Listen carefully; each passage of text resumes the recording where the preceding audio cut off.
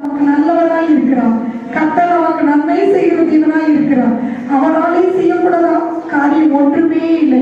கர்த்தர் உங்களை நேசித்து கடந்த 6 நாட்கள் உங்களுக்கு நல்ல சுகத்தை பலனை தந்து உழைப்பதற்கு கர்த்தர் பலனை தந்து இந்த ஓய்வு நாளிலே கர்த்தரை ஆராதிக்க கர்த்தர் நம்மை அழைத்துக் கொண்டு வந்திருக்கிறார். நன்றி அப்பா. ஸ்தோத்திரம் ஸ்தோத்திரம் ஸ்தோத்திரம் ஸ்தோத்திரம் ராஜா. அப்பா, இந்த வேலையை எங்களை ஒவ்வொருவரையும் உங்களுடைய ரத்தத்தினாலே எங்களை கழுவும் ஆண்டவரே. எங்களை இறுதி உண்மை துதிப்பதற்கு ஆயத்தமாகட்டும் ராஜா. எல்லா சோர்வுகளையும் எடுத்துக் கொண்டதற்காக நன்றி. எல்லா வேலைகளையும் எடுத்துக் கொண்டதற்காக உங்களுக்கு நன்றி. ஒவ்வொருவரோடு நீர் இருக்கிறீர் தகப்பனே. ஒவ்வொரு கிருபை நம்மை தொடரும் பிரிவானே. நன்மை நமக்கு தொடர வேண்டுமானால் நம்ம தினந்தோறும் யாரை பார்க்க வேண்டும்? அவருடைய முகத்தை பார்க்க வேண்டும். அவருடைய சமூகத்தை நோக்கி ஓடி வர வேண்டும். வேதம் சொல்கிற சங்கீதம் 105 கர்த்தரையும் அவருடைய சமூகத்தையும் நித்தமும் தேட வேண்டுமா? அவருடைய வல்லமையை நித்தமும் நாட வேண்டுமா? அவர் ஒவ்வொரு நாளும் அவருடைய சமூகத்துக்கு வரும்படி நம்மை அழைக்கிறார். மோசையை பார்த்து சொன்னார், விடிய காலத்திலே காலமே என் சமூகத்திலே வந்து நிலை என்று சொன்னார். அப்படி நின்ற போது மோசையை கொண்டு நன்றி அறியாதவர்களுக்கும் துரோகிகளுக்கும் நன்மை செய்கிற தேவன். நன்றி அறியாதவர்களுக்கே அவர் நன்மை செய்வாரானால், துரோகிகளாய் இருக்கிறவர்களுக்கே அவர் நன்மை செய்வாரானால், நீங்களும் நானும் அவருடைய பிள்ளைகளாய் இருக்கிறோம். அவருடைய ரத்தத்தினாலே மீட்டு கொள்ளப்பட்டிருக்கிறோம். அவர் நம்மை அவருடைய சொந்த ரத்தத்தை விலைக்கிரயமாய் கொடுத்து உங்களையும் என்னையும் அவருடைய சொந்த ஜனமாக கர்த்தர் மாற்றி இருக்கிறார். அல்லேலூயா. அதனால பாருங்க, நம்முடைய வாழ்க்கையில நமக்கு தேவன் எத்தனையோ நன்மைகளை செய்திருக்கிறார். தாவீது சொல்லுகிறார், கர்த்தர் எனக்கு நன்மை செய்தபடியால் அவரை பாடுவேன். நம்ம ஏன் கர்த்தரை ஆராதிக்கிறோம்? நம்ம ஏன் ஆலயத்துக்கு வந்து கர்த்தரை தொழுது கொள்கிறோம், அவரை பாடுகிறோம்?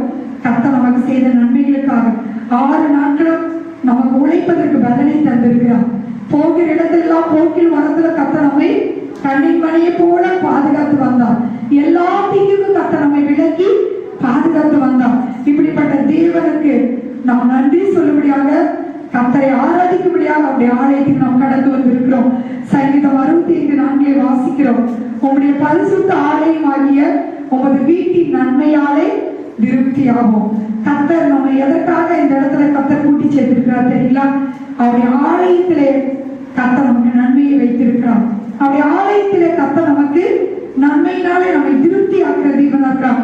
நீங்க நினைக்கலாம், எனக்கு எவ்வளோ கஷ்டத்தோடு நான் வந்திருக்கிறேன், போராட்டத்தோடு வந்திருக்கிறேன், மன வேதனையோடு வந்திருக்கிறேன். நீங்க வந்தது போல திரும்பி போக கர்த்தர் விடமாட்டார். அவரை ஆராதிக்கிற அந்த நேரத்தில், அவருடைய வார்த்தைகளை கேட்டுக்கொண்டிருக்கிற அந்த நேரத்தில் அவர் உங்களை அவருடைய நன்மையாலே திருப்தியாக்க போகிறார். அவருடைய வீட்டின் நன்மையாலே கர்த்தர் உங்களை நிரப்பி அனுப்ப போகிறார். விசுவாசிக்கிறீங்களா? வந்தது போல நீங்க திரும்பி போவதில்லை. வெறுமையாய் வந்திருக்கலாம், குறைவோடு வந்திருக்கலாம், பலவீனத்தோடு வந்திருக்கலாம். ஆனா நீங்க திரும்பி போகும் பொழுது ரெட்டிப்பான நன்மையை கர்த்தர் உங்களுக்கு கொடுத்து அனுப்ப போகிறார். சகரியா 9:12 வாசிக்கிறோம், ரெட்டிப்பான நன்மையை தருவேன், இன்றைக்கே தருவேன். கர்த்தர் பாருங்க, நாளைக்கு கொடுப்பேன் என்று வாக்கு கொடுக்கல, இன்றைக்கே என்று சொல்கிறார். இன்று இன்று என்று வேதத்துல எங்கெல்லாம் வருகிறதோ அந்த வாக்கு தத்தத்தை அன்றைக்கே நாம் சுதந்திரித்துக் கொள்ள போகிறோம். அல்லேலூயா, அல்லேலூயா. நாம் அவருடைய ஜனங்களாக இருக்கிறோம். அவர் அளிக்கிற நன்மையால கர்த்தர் நம்மை திருப்தியாக்க போகிறோம். என் ஜனங்கள் நான் அளிக்கும் நன்மையினால் திருப்தி அவர்கள் என்று வாக்கு கொடுத்திருக்கார். இந்த 7 மாதங்களும் நீங்க போராட்டத்திலேயே வாழ்ந்திருக்கலாம், உபத்திரத்திலேயே வாழ்ந்திருக்கலாம். என் தேவன் எனக்கு கொடுத்த வாக்குத்தத்தை என்னுடைய வாழ்க்கையில நிறைவேறவில்லை என்று சொல்லி மனவேதனையோடு வந்து இந்த இடத்துல கர்த்தரை நீங்கள் துதித்துக் கொண்டிருக்கலாம். ஆனால் அவருடைய வார்த்தைகள் மாறாதவர்கள். கர்த்தர் மாறாதவராய் இருக்கிறார். ஆமென். அவர் நமக்கு சொன்னதை செய்யும் அளவு நம்மை கைவிடாத தேவனாய் இருக்கிறார். நம்ம இந்த நன்மைகளை யாரிடத்துல பெற்றுக் கொள்கிறோம்? கர்த்தரிடத்துல. யாக்கோபு 1:17 வாசிப்போம். யாக்கோபு 1:17.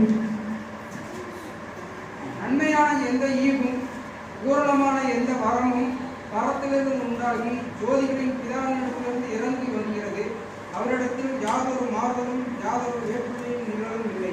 நன்மையான எந்த ஈவும் பரத்திலிருந்து உண்டாகி ஜோதிகளின் பிதாவினிடத்திலிருந்து நமக்கு இறங்கி வருகிறது.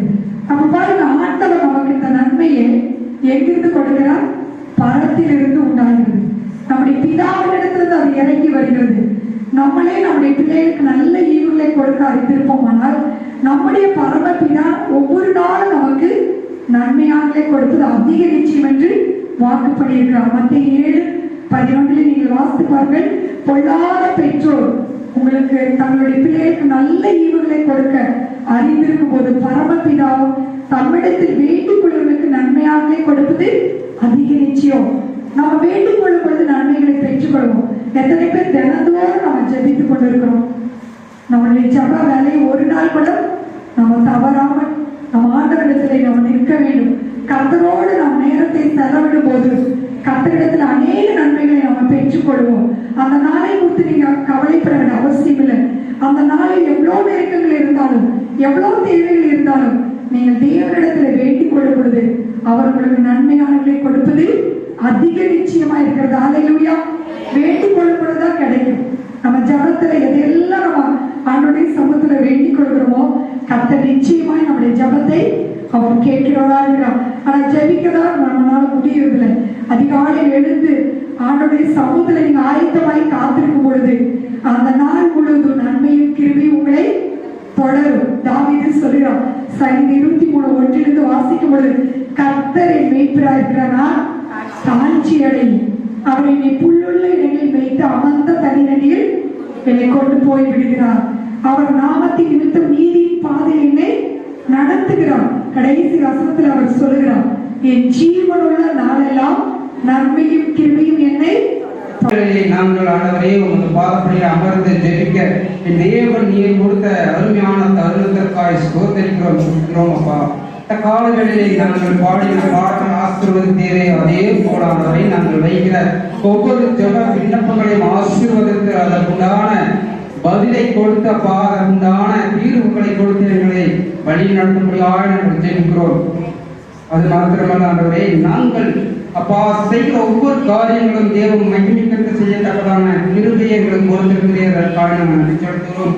ஒரு வேலையானதே நாங்கள் அப்பா பாதப்படியிலே அமர்ந்து ஜெபிக்காமல் ஆண்டவரை ஏனோதானோ என்று இருப்போம். ஆனால் எங்களுடைய ஆயுசையும் நீர் எடுத்துக்கொண்டு ஆண்டவரே எங்களுக்கு உண்டான எல்லா ஆசீர்வாதங்களையும் எடுத்துக்கொண்டு எங்களுக்கு உண்டான எல்லா ஆண்டவரே பலத்தையும் எடுத்துக்கொண்டு ஆண்டவரே நாங்கள் பலவீனராய் காணப்பட்டிருப்போம். ஆனாலும் ஆண்டவர் அப்பா உங்க நாமத்தை தேடி ஓடி நாங்கள் வருகிறதுனால எங்களுக்கு உண்டான எல்லா ஆசீர்வாதங்களும் கொடுத்து போஷித்து வருகிறீர்கள். அதற்காக நாங்கள் நன்றி செலுத்துகிறோம்.